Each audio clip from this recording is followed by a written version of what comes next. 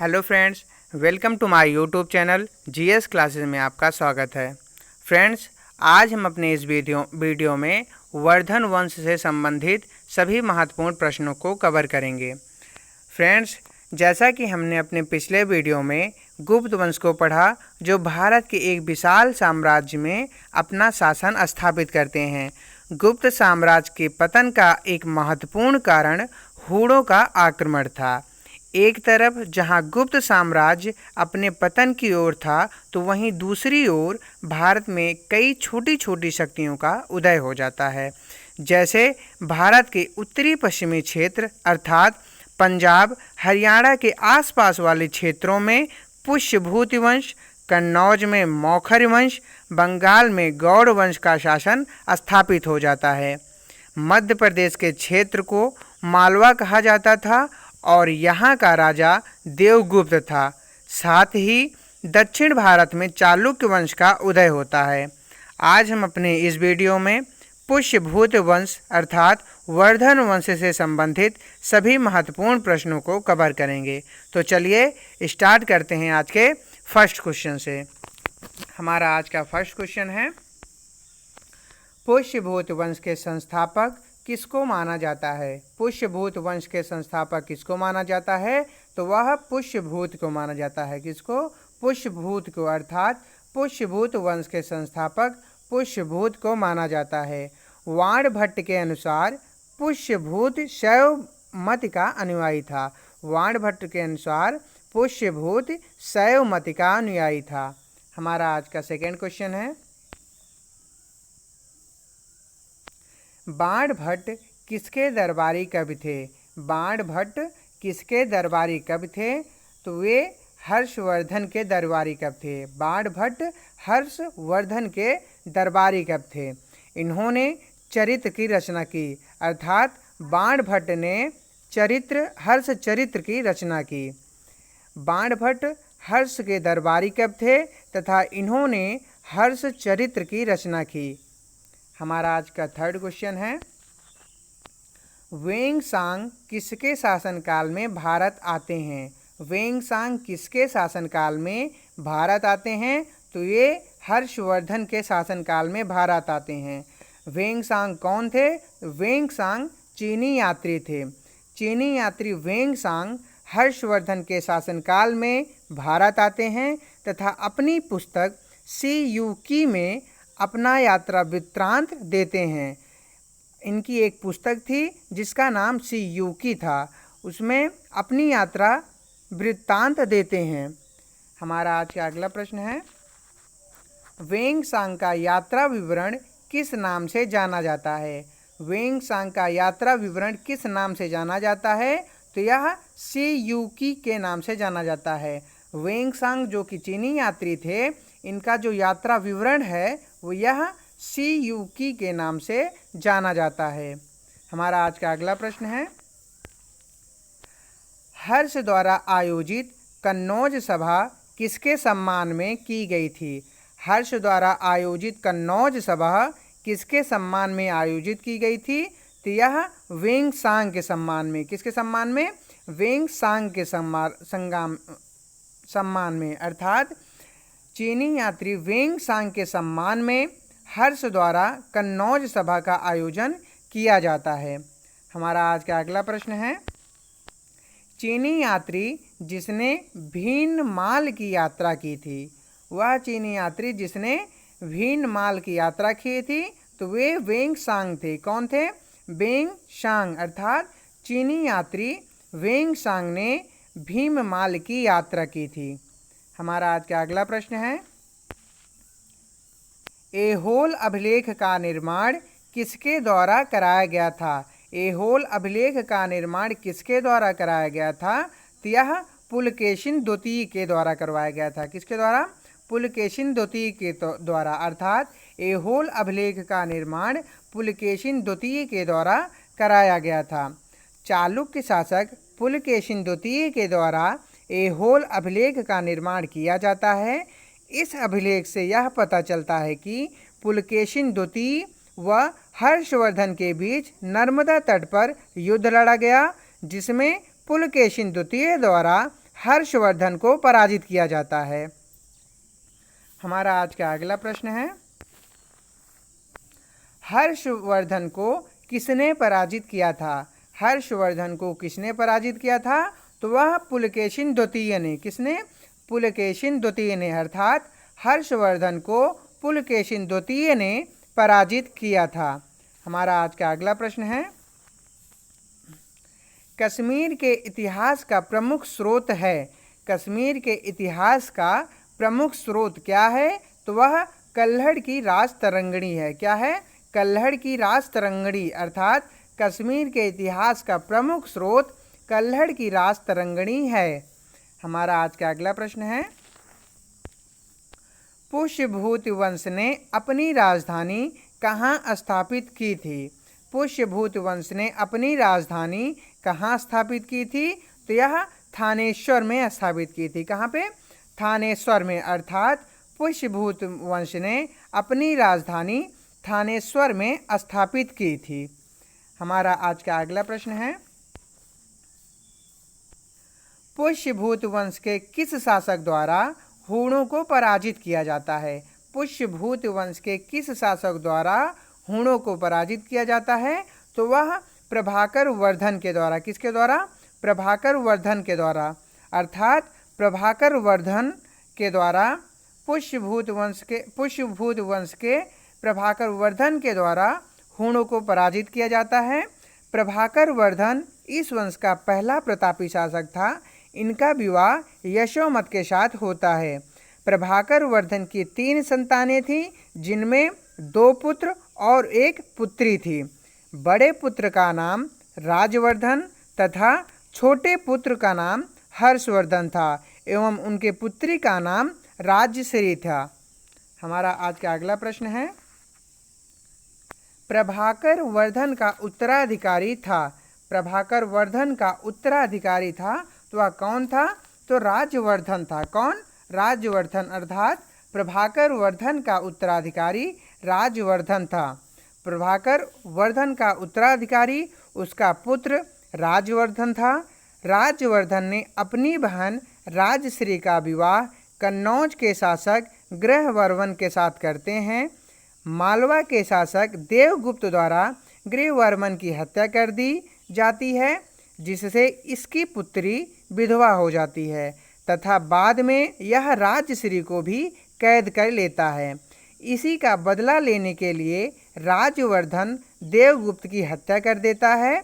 देवगुप्त की हत्या का बदला उसके मित्र शशांक द्वारा राजवर्धन की हत्या के लिए करके लिया जाता है। उसके मित्र शशांक द्वारा राजवर्धन की हत्या करके लिया जाता है। हमारा आज का अगला प्रश्न है, हर्षवर्धन का शासनकाल कब से कब तक रहा? हर्षवर्धन का शासनकाल कब से कब तक रहता है? तो यह 606 ईस्वी से लेकर 647 ईस्वी तक रहता है, अर्थात हर्षवर्धन का शासनकाल 606 ईस्वी से लेकर 647 ईस्वी तक रहता है। 606 ईस्वी में मात्र 16 वर्ष की आयु में हर्षवर्धन गद्दी पर बैठता है। जिस समय हर्षवर्धन गद्दी पर बैठता है, उसके सामने 3 प्रमुख चुनौतियां थीं। पहली, अपनी बहन को कैद से छुड़ाना।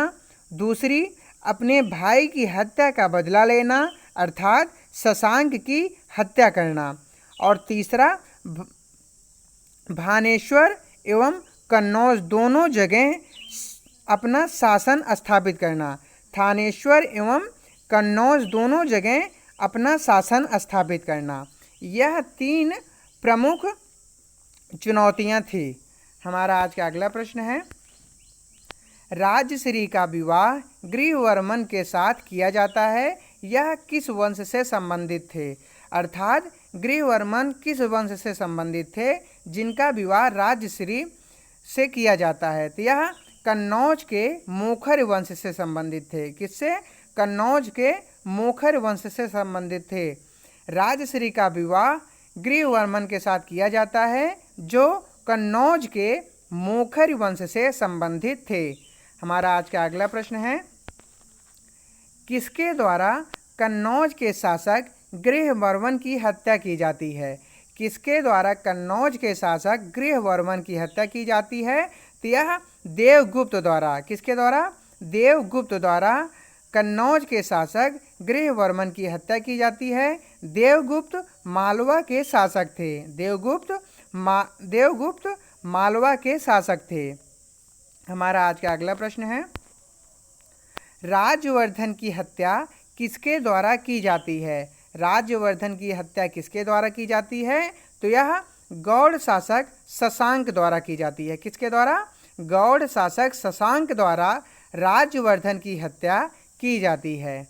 हमारा आज का अगला प्रश्न है, किस भारतीय शासक को शिलादित्य के नाम से जाना जाता है? किस भारतीय शासक को शिलादित्य के नाम से जाना जाता है? तो वह हर्षवर्धन को, अर्थात भारतीय शासक हर्षवर्धन को शिलादित्य के नाम से जाना जाता है। हमारा आज का अगला प्रश्न है, शशांक किस धर्म का अनुयायी था? शशांक किस धर्म का अनुयायी था? तो यह शैव धर्म का अनुयायी था। किस धर्म का? शैव धर्म का। शशांक शैव धर्म को मानने वाला था तथा उसे बौद्ध धर्म का प्रमुख विरोधी कहा जाता है, क्योंकि शशांक बोध गया के बौद्ध वृक्ष को उखाड़ फेंक दिया था। इसी वजह से शशांक को बौद्ध धर्म का विरोधी माना जाता है और शशांक शैव धर्म का अनुयायी था। हमारा आज का अगला प्रश्न है, हर्षवर्धन ने अपनी नई राजधानी कहाँ स्थापित की थी? हर्षवर्धन ने अपनी नई राजधानी कहाँ स्थापित की थी? तो वह कन्नौज में स्थापित की थी। कहाँ पे? कन्नौज में। अर्थात हर्षवर्धन ने अपनी नई राजधानी कन्नौज में स्थापित की थी। बाद में कन्नौज का महत्व इतना अधिक हो जाता है कि आगे चलकर कन्नौज में त्रिपक्षीय संघर्ष देखने को मिलता है। हमारा आज का अगला प्रश्न है, हर्षवर्धन ने किसके प्रभाव में आकर बौद्ध धर्म स्वीकार किया था? हर्षवर्धन ने किसके प्रभाव में आकर बौद्ध धर्म स्वीकार किया था? तो वह वेंगसांग के प्रभाव में आकर। किसके प्रभाव में? वेंगसांग के प्रभाव में आकर। अर्थात हर्षवर्धन वेंगसांग के प्रभाव में आकर बौद्ध धर्म को स्वीकार किया था। हमारा आज का अगला प्रश्न है, किस भारतीय शासक के लिए कहा जाता है कि जितनी ताकत उसके तलवारों में थी उतनी ही ताकत उसके कलम में भी थी? जितनी ताकत उसके तलवारों में थी उतनी ही ताकत उसके कलम में भी थी। यह हर्षवर्धन के लिए कहा जाता है। किसके लिए? हर्षवर्धन के लिए। भारतीय शासक हर्षवर्धन के लिए जितनी ताकत उसके तलवारों में थी उतनी ही ताकत उसके कलम में थी कहा जाता है। हमारा आज का अगला प्रश्न है, प्रियदर्शिका नागनंद रत्नावली की रचना किसके द्वारा की गई थी? प्रियदर्शिका नागानंद रत्नावली की रचना किसके द्वारा की गई थी? तो यह हर्षवर्धन के द्वारा की गई थी। किसके द्वारा? हर्षवर्धन के द्वारा। हर्षवर्धन नागानंद प्रियदर्शी एवं रत्नावली की रचना स्वयं अपने हाथों से करते हैं। हमारा आज का अगला प्रश्न है, हर्षवर्धन के द्वारा प्रत्येक 5 वर्षों में महामोक्ष परिषद का आयोजन कहाँ किया गया था? हर्षवर्धन के द्वारा प्रत्येक 5 वर्ष में महामोक्ष परिषद का आयोजन कहाँ किया गया था? तो यह प्रयाग संगम में किया गया था। कहाँ पे? प्रयाग संगम में। हमारा आज का अगला प्रश्न है, हर्षवर्धन के शासनकाल में प्रमुख व्यापारिक केंद्र था। हर्षवर्धन के शासनकाल में प्रमुख व्यापारिक केंद्र कहाँ था? तो वह मथुरा में था। कहाँ पे? मथुरा पे। जिस प्रकार गुप्त काल का प्रमुख व्यापारिक केंद्र उज्जैन था, उसी प्रकार वर्धन वंश में मथुरा को प्रमुख व्यापारिक केंद्र के रूप में जाना जाता था। हमारा आज का अगला प्रश्न है, हर्ष के दरबार में वेंगसांग को एक दूत के रूप में किसने भेजा? हर्ष के दरबार में वेंगसांग को एक दूत के रूप में किसने भेजा? तो वह चीनी सम्राट ताइसुंग ने। किसने? चीनी सम्राट ताइसुंग ने। अर्थात हर्ष के दरबार में वेंगसांग को एक दूत के रूप में चीनी सम्राट ताइसुंग ने भेजा। हमारा आज का अगला प्रश्न है, चीनी यात्री वेंग सांग ने किस विश्वविद्यालय में अध्ययन किया? चीनी यात्री वेंग सांग ने किस विश्वविद्यालय में अध्ययन किया? तो वह नालंदा विश्वविद्यालय में, किस विद्यालय में? नालंदा विश्वविद्यालय में। अर्थात चीनी यात्री वेंग सांग नालंदा विश्वविद्यालय में अध्ययन किए। हमारा आज का अगला प्रश्न है, नालंदा विश्वविद्यालय के विनाश का कारण था। नालंदा विश्वविद्यालय के विनाश का कारण बख्तियार खिलजी था। कौन? बख्तियार खिलजी। अर्थात बख्तियार खिलजी ने नालंदा विश्वविद्यालय का पूर्णतः विनाश कर दिया था। हमारा आज का अगला प्रश्न है, हर्षवर्धन के काल में भू राजस्व की दर थी। हर्षवर्धन के काल में भू राजस्व की दर कितनी थी? तो वह उपज का छठा भाग। कितना? उपज का छठा भाग। अर्थात हर्षवर्धन के काल में भू राजस्व की दर उपज का छठा भाग था। हमारा आज का अगला प्रश्न है, हर्षवर्धन के काल में बलाधिकृत नामक अधिकारी कौन था? हर्षवर्धन के काल में बलाधिकृत नामक अधिकारी कौन था? तो वह पैदल सेना का प्रमुख। कौन? पैदल सेना का प्रमुख। अर्थात हर्षवर्धन के काल में बलाधिकृत नामक अधिकारी पैदल सेना का प्रमुख था। हमारा आज का लास्ट प्रश्न है, किस शासक को उसके दान देने के गुण के कारण हातिम के नाम से जाना जाता है? किस शासक को उसके दान देने के गुण के कारण हातिम के नाम से जाना जाता है? तो वह हर्षवर्धन को। किसको? हर्षवर्धन को। अर्थात शासक हर्षवर्धन को दान देने के गुण के कारण हातिम के नाम से जाना जाता है। फ्रेंड्स, अगर आपको हमारा वीडियो अच्छा लगा हो तो प्लीज़ लाइक कीजिएगा, और अगर आप हमारे वीडियो पर नए हैं तो प्लीज़ सब्सक्राइब कीजिएगा और बेल आइकन को ज़रूर प्रेस कीजिएगा, ताकि आपको हमारे आने वाले सभी वीडियो का नोटिफिकेशन सबसे पहले मिल सके। Thanks for watching my video. जय हिंद।